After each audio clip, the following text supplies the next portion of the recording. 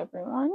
So what we're doing to start is we are going to take off this top part, and then I'm going to Bondo the holes where these screws are, because the way that I'm going to secure the new top is I'm going to get L-shaped brackets, and that's what I'm going to use. So I am going to Bondo these holes where the current screws are.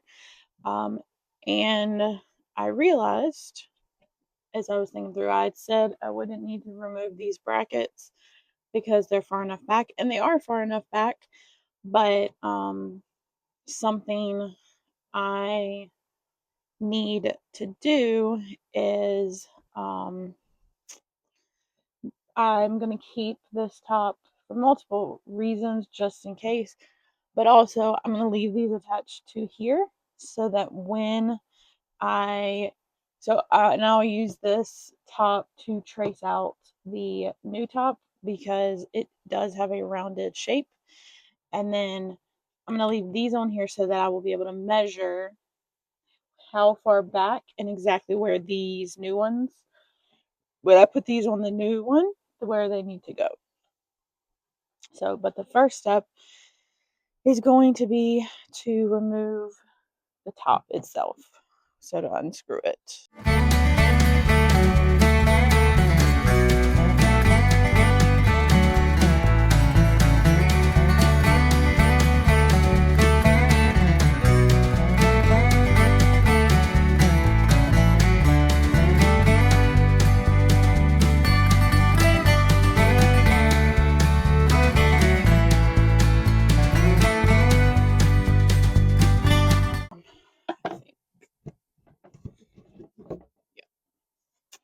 Yes, so you can see this is the top, and this is the water damage that I'm talking about. And so it's mainly on the edges, which is why technically I could probably have just bonded it and then sanded it down. But you can also see this sticker is peeling off. Like it can just literally be peeled off. And so the other concern I had with it is just the fact that like you can see the indentation all the way here, and like you can kind of see that some of the particle board is like starting to fall apart. So it's not like it's definitely salvageable if I had wanted to, and if there was not a chance that I thought they would use it for a fish tank again, I would probably not take the time or not make the decision to replace the top. But because in general, like you can see, it hasn't really been damaged very much by water damage. But I just, to be on the safe side, and to give them something that will just be better designed for a fish tank, which is what the whole reason they had gotten it, then I just wanted to I'm just going to replace it. But I am going to keep this so that I have what, like I can use this to trace the new one, and then I'm also going to leave those on it so I know exactly where, like, I know exactly where to install these on the new one. So if you see, these are what are in it. So now I'm just going to get these out, and these are the holes that I'm going to fill with Bondo. Other thing that I'm going to do is I'm noticing that the top and the way it was designed was providing all of this like support, because this piece is actually very movable. So I am going to do some screws into these pieces to help stabilize this so that it also nothing happens. Go ahead and screw it before I do anything else, because I will also Bondo those holes for the screw holes so that that way those will be able to be smooth as well. I'm going to use these ones. I don't remember how long they are. And I'm just going to do one here, like one here, one here, and then one down here to secure it. And I'll do it on both sides, and then that should, I'm not really able to get into a place to secure it here. But hopefully securing the one side will help just stabilize it a little bit more.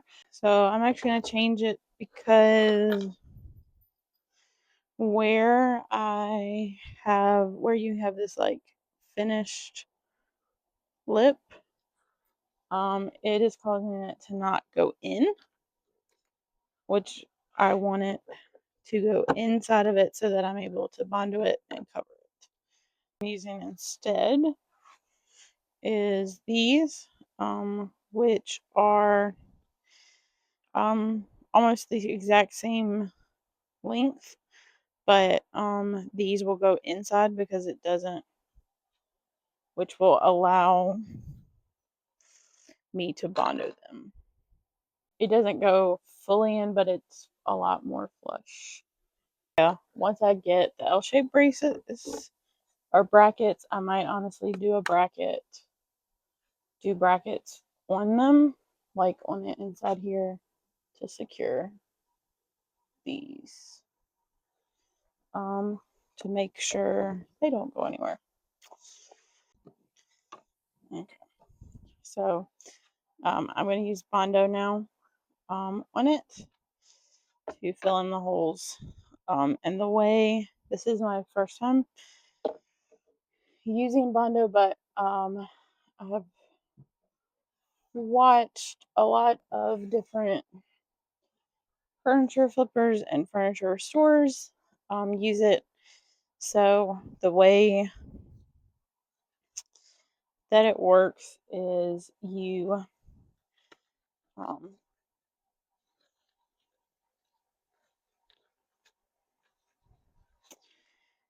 have, it's two parts. So the first part is in here, and I am going to use a piece of cardboard, and you get some of this out, put it on the cardboard, and then you add. I also watched Bondo's video they have as well on how to use it. And so then you put this in, add this, some of this to here, and as soon as you do that, it starts to harden, so you don't have a lot of time to get it applied. So it's important that you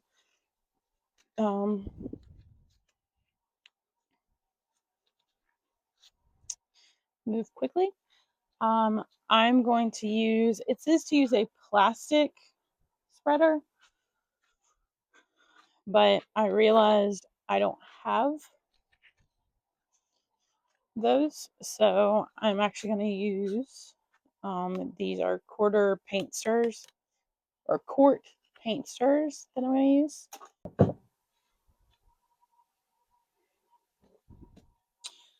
I think,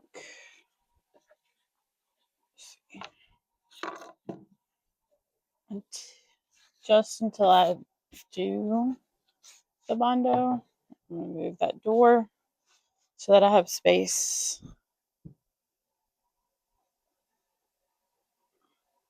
over here to mix it.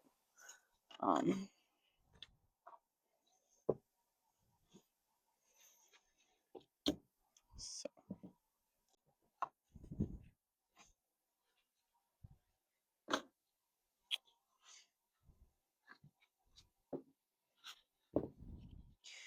And if the quart stirring sticks don't work, then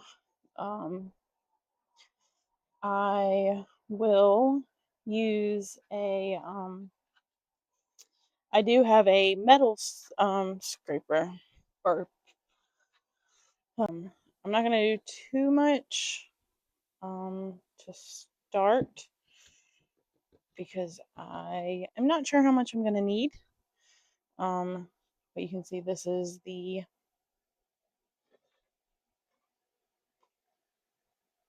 um this is the base part, and the way that the video tells you kind of to do it is like you almost like make a line with it. And this is red. And this is there's different types of Bondo. The one I got is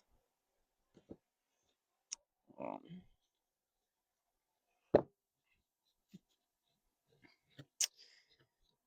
I got the one that you could also use if you wanted to stain, because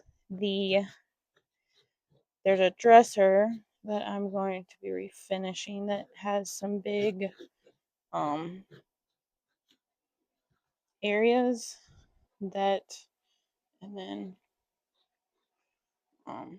so I think I have it. It's changed colors, so I think I have it all um,